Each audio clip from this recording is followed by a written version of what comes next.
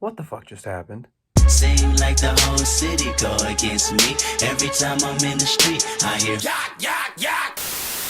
All right, we got to talk about it. Hi, I'm Isaac. I'm your commissioner, and I don't think I've ever been more excited to be your commissioner because, oh my God, I have never in my life seen a first round of the fantasy playoffs like we have just witnessed in Withers Rink Rats. It's literally Sunday night right now. Normally, I record it on Monday at some point.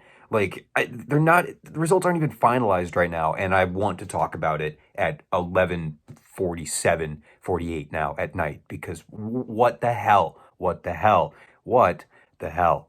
So here we are, four matchups in the playoffs. We'll talk all about it and talk about our final four, which, oh my God, dude, it's just incredible. This league is insane. These matchups are nuts.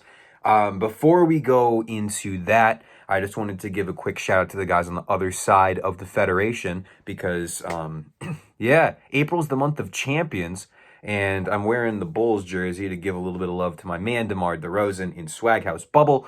Our basketball league just wrapped up season 2. Congratulations to Washington football team co-owner in Rink Rats, Alex Ciola, and the San Antonio women, our champions. He becomes the fourth. I'm sorry. He becomes the fourth champion in Federation history, joining myself, Mr. Schumacher, Kevin Andrews, and now Alex Ciola is here. And we will add, likely, another name to the list. Or actually, it's a 50-50 shot. It's a 50-50 shot. So we'll see. We'll see if we can add more champions to the Federation. But it's very nice that season ended today. Kudos to Isaac Schumacher, Commissioner Swag House Bubble. Another great season. And we will be doing our meetup at Marcusson Park for year 2 at some point. So that's very exciting. That just ended today. We have 2 more weeks of this hockey stuff, but my God, you know, I've been hyping it up enough. Let's go talk about the actual games. Fucking hell, man. Maybe it's spoiler alert. I've been spamming the chat all week, but you know by now, all 4 lower seeds won. And we're going to start with the game that makes the least amount of sense in this regard. So we'll start in the Barn Division. The 4-seeded Hermantown Hosers. Just want to check the win percentage here for the season, for the regular season. A win percentage of 320. 89, 208, and 33. The Hermantown Hosers and Kevin Andrews are in the Final Four. They have defeated the best team in the league, Hot Seider. 8-7-0 is your final. It was going to be on a tiebreaker. Kevin held the tiebreaker at 7-7-1 late on, but John Klingberg leaves no doubt with a late goal in Stars Kraken to give Kevin defenseman points outright. There are no ties, no tiebreakers come into play.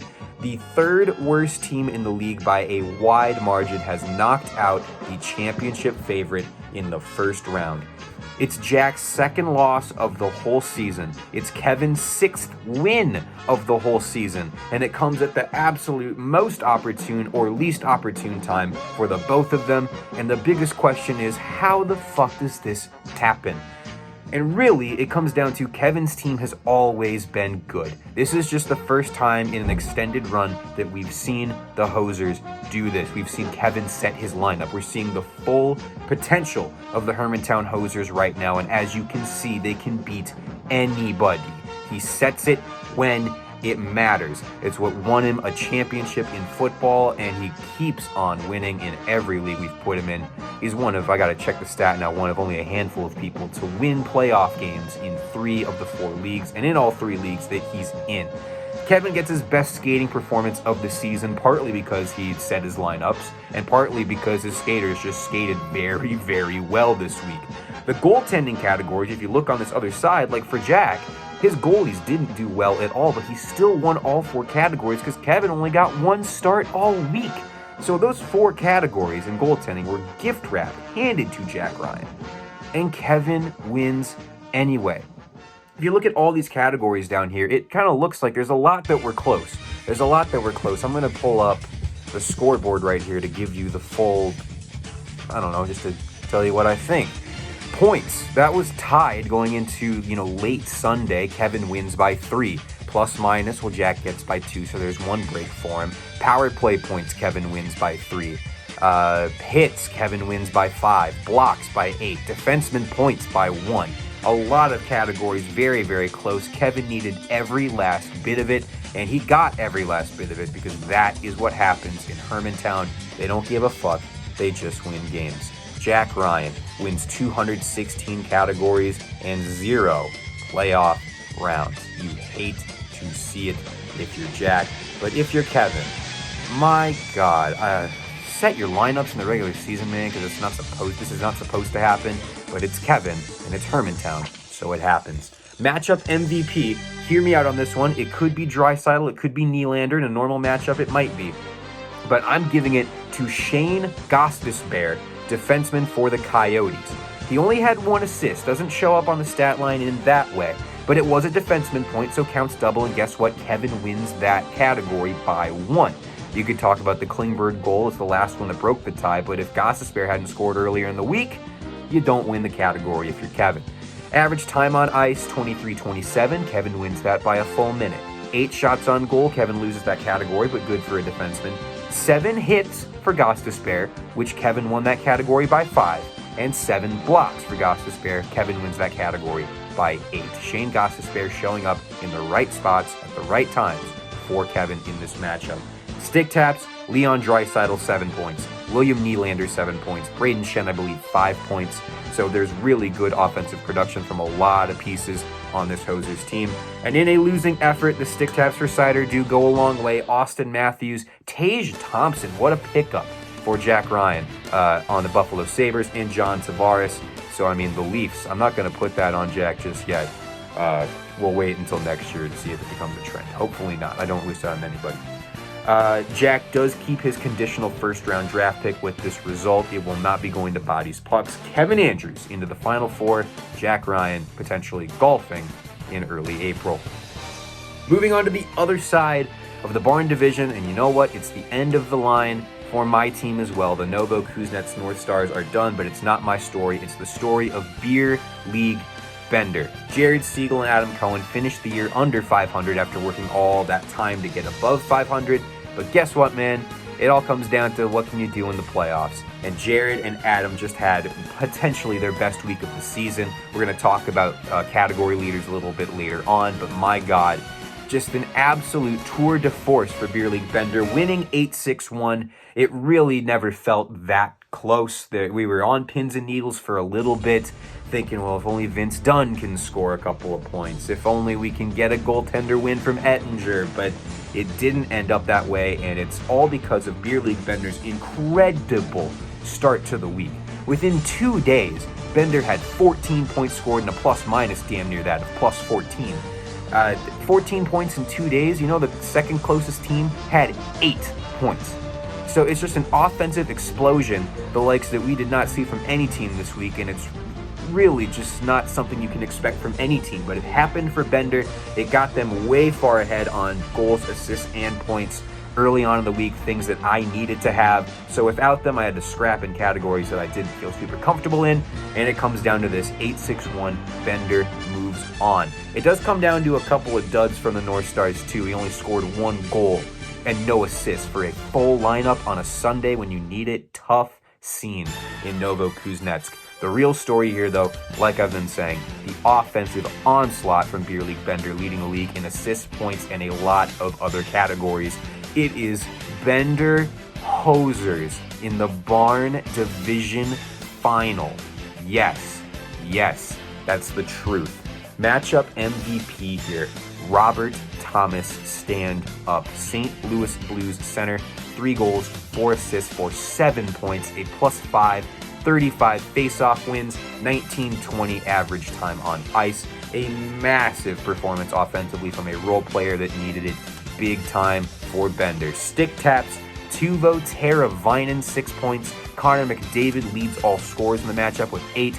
And Vilhey Husso, my man. Wow, what a clutch performance in goal for them.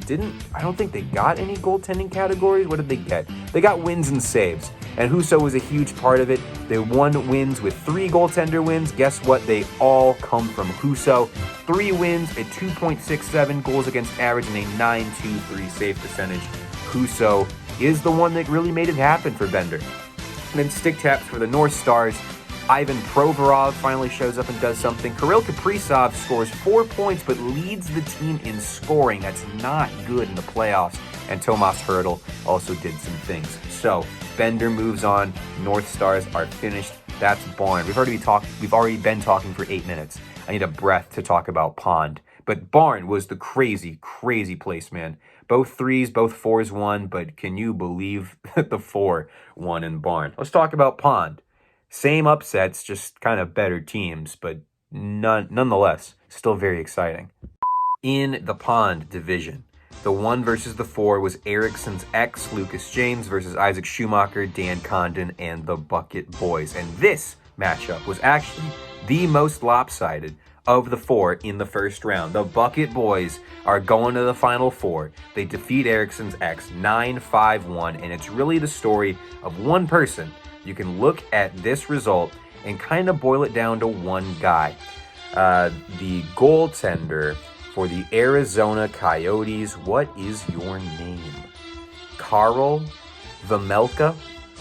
Vejmelka? I don't know, and I don't know if Lucas will even want me to pronounce his last name correctly because you have to hear the stat line for Karl Vejmelka. He plays against the Ducks on Friday, on April Fool's Day. I wish this was a joke, but it's not.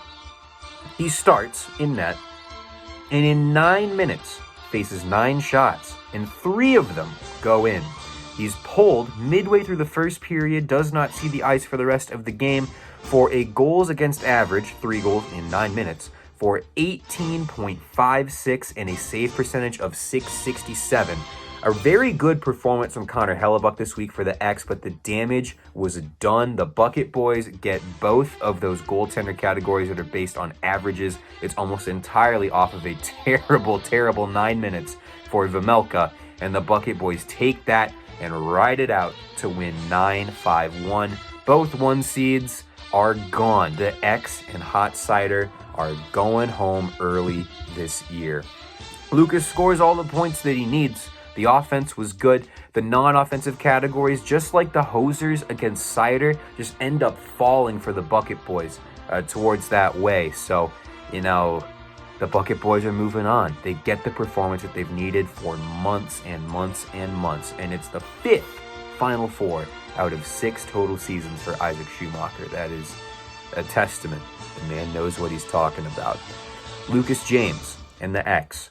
Their first loss against a division opponent all season. Roman Josi, likely MVP for this league, doesn't score a single point all week. Cale Makar could be second place in MVP running for this league specifically, scores 2 points. These machines, these incredible, incredible players, 2 of the most valuable players in the league combined for 2 points and go completely missing in the 1 week that they're needed the most. Absolutely unreal.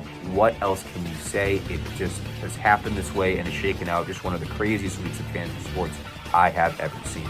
Matchup MVP has to be for the Bucket Boys. Logan Thompson, the goalie for the Vegas Golden Knights, picked up for $5 on Monday in the stead of Robin Lehner, and he did work. Vejmelka gives the Bucket Boys a gift, but you have to go and take it, and Logan Thompson did it. 2 wins, 48 saves, a goals against average of an even 1, and a save percentage, a sparkling chef's kiss, .960. And that's what brings the Bucket Boys to these goaltending categories and inevitably the win. Other stick taps, Sam Bennett and Braden Point each have 5 points. Ryan O'Reilly finishes with 4 stick taps for them right there. X stick taps, man, they got the scoring they needed, like I said. Jonathan Huberdeau, 7 points. Artemi Panarin, 7 points. Steven Stamkos, 6 points. They can only run those categories up so far. And in the end, Lucas only gets 5 of 15 categories on his side. The X are done. I can't even believe it. I cannot believe the things that I am telling you, but I look at my laptop and I have to say them. So now, after all that, Let's go and talk about the game that I thought was going to lead the show at this time last week, because I thought, well, this is the most intriguing matchup. This is the only matchup that really feels like a true toss-up, and it ends up being the most tame matchup of all of them, but that doesn't mean this matchup was tame. It ends up finishing 8-7 between the Spires and the Airbenders, going the way of Sam Shoots by the skin of his teeth, just like every other winner in this week. Sam moves on by that much in his first ever Federation season, first ever fantasy season. He's in the semifinals and the Final Four. Elliot Newman and the Airbenders going home early. Key to the matchup, goaltending. And it wasn't like both teams didn't show up. It's actually the complete opposite. Both teams had an incredible goalie showing, splitting the two categories, so it didn't end up mattering too much. But Sam Shoots and Elliot Newman brought the fire with these goaltenders. The Fleury Talbot thing, early returns, big time, yes. Fleury was great this week. Talbot was great this week. Frederik Andersen was fantastic this week on the other side for the Airbenders. Like, just a huge, great performance. I think two of the best teams this week. But in the end, you look at it, how does it shake out? Offense and a little bit of goaltending just beats out goaltending with a little bit of offense. Matchup MVP, though, is a goaltender. Which one is it going to be? Marc-Andre Fleury for the Minnesota Wild. Music to Sam Shoots' ears, I know. First matchup MVP for him all season, comes in the biggest spot. 2 wins, very nice 69 saves, another goals against average of an even 1, and a save percentage of an even better chef's kiss. 972. 972, and what a huge spot for him.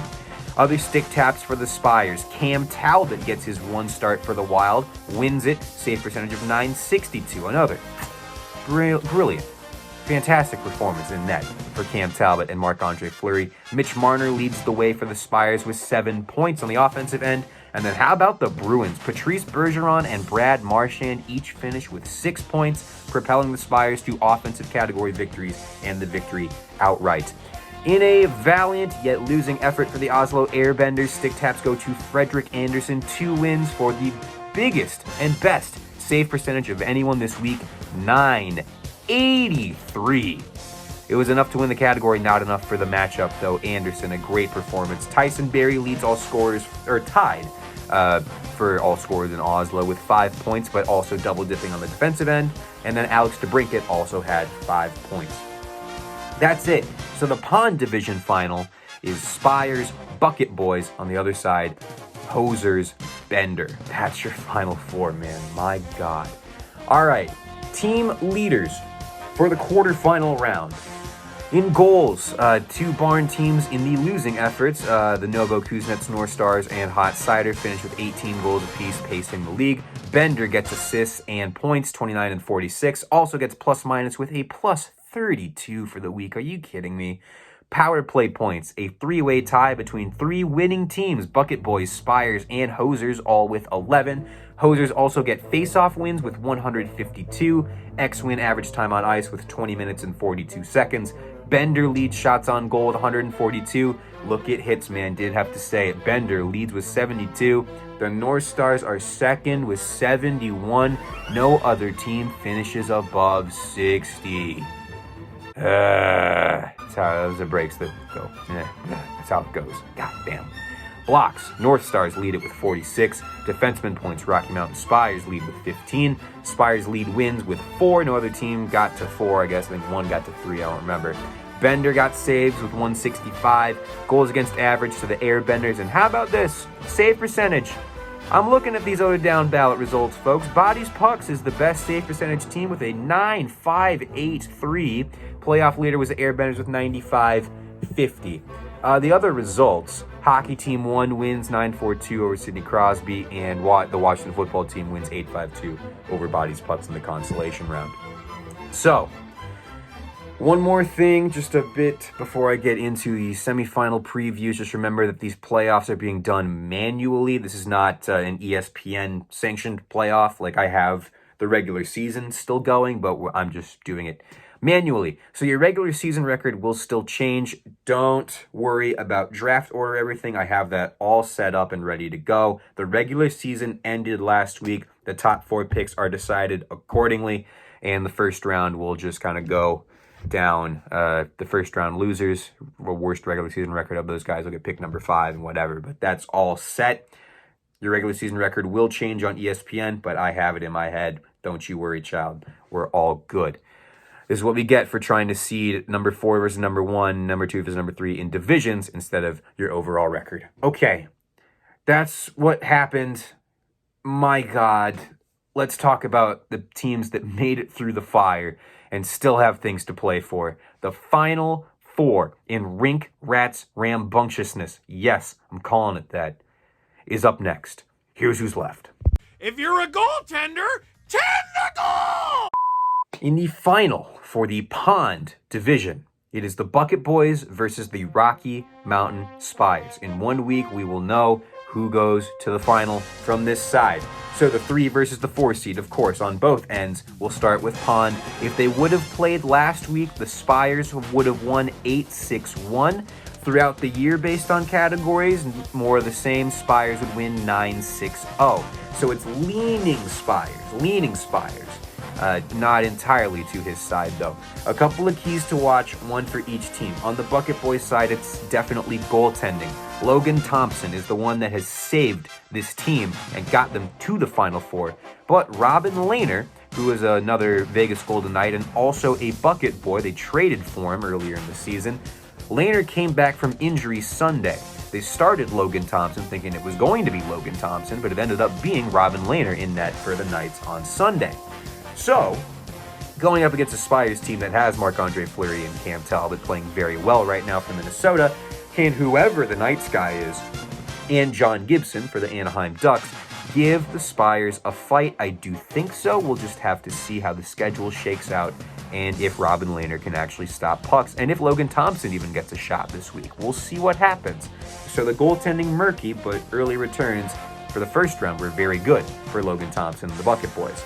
Over on the Spires side, the goaltending is something to watch for sure. Can they put up another .950 save percentage kind of deal? We'll have to see. We'll see who the Wild play in this upcoming week and how the start shake out for Talbot and Fleury.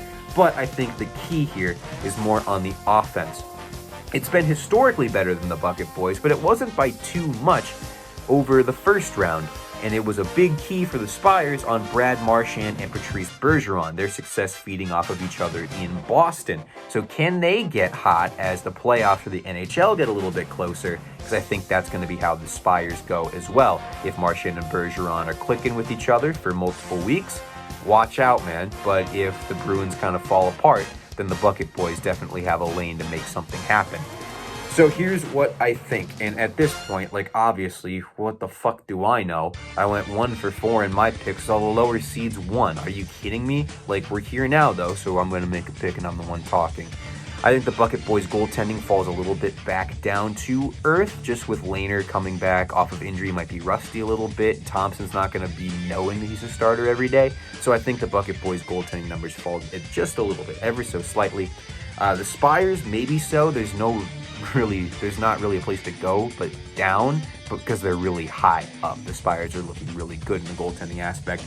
The Spires just took a bunch of haymakers from Elliott. The Airbenders put together a really good week, and the Spires still moved on regardless. I think it comes down to the weekend. I think these teams are looking really good on a roll right now, but Sam is going to keep the goaltending just a little bit better and advance to the Rink Rats final. I'm going to go 8-7 Spires, maybe 9-6. I'll just say 8-7 Spires, but the Bucket Boys totally could win. This is going to be a very good matchup between two teams that are playing really well right now. I think the Spires have the top end. Their ceiling is a little high, so they give me the Spires by just the skin of their teeth. Then over in Barn, the final of the Barn division.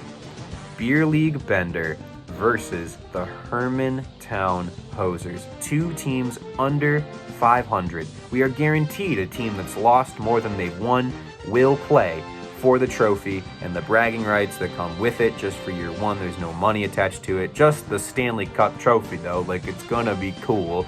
And a team that lost more categories than they won in the regular season will be guaranteed to play for it in a week's time. We'll see who it is, though. If they would have played this past week, Bender wins 11-4.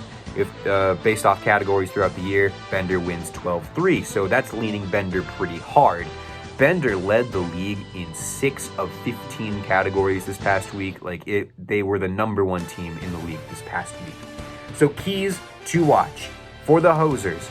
Kevin, you got to find another goaltender. I do not think you can gift wrap 4 categories to Beer League Bender after somehow getting away with it against the best team in the league, Hot Seider. Maybe that means you can do it against anybody. Maybe I'm reading into this a little bit too much, but I don't think you can do it twice in a row and get away with it.